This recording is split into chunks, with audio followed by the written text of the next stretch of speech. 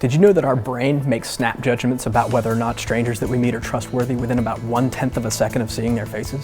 Did you know that a chimpanzee has the same 5 basic personality traits as humans do, but they have one extra one?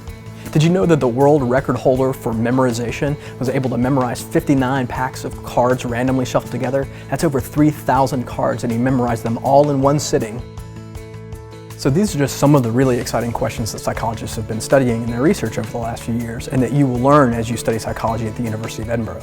We have some of the world's leading researchers in their fields, studying anything from how IQ predicts successful aging, pathological aging, and Alzheimer's disease, to how we learn and acquire language as young children and how we use that language to shape ideas as adults. We're in the developmental lab here at the University of Edinburgh, otherwise known as the Baby Lab. One of the most important advances in psychology over the last couple of decades has been our increasing ability to understand how it is that the very youngest infants and young babies are able to make sense of the world. So in this room we have an eye tracker that allows us to measure how even very young babies, 3-month-olds, 6-month-olds, pay attention to the world around them. So we offer both single and joint honours psychology degrees, and all of these degrees are accredited by the British Psychological Society, and that means we offer teaching in core areas of the BPS such as biological psychology, developmental psychology, cognitive psychology, social psychology, and so on. There's a lot of reading groups, journal clubs, talks, lecture series, so there's a lot of additional program. Every field is covered by a separate lecturer, which is actually an expert in that particular field.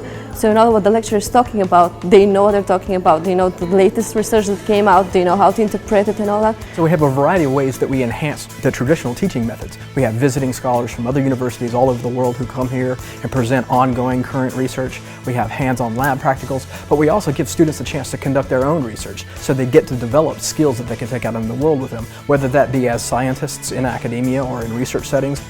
A lot of research goes on at Edinburgh, which is great because when you come to do your dissertation, you have a lot of choice because there's a lot of equipment that you can use and choose from when you're designing your own experiment.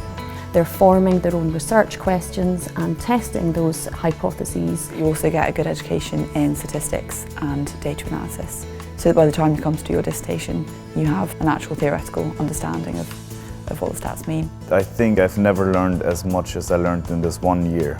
I was introduced to a whole range of research methodology. The city is amazing because the university is great, and I felt so welcome when I got here.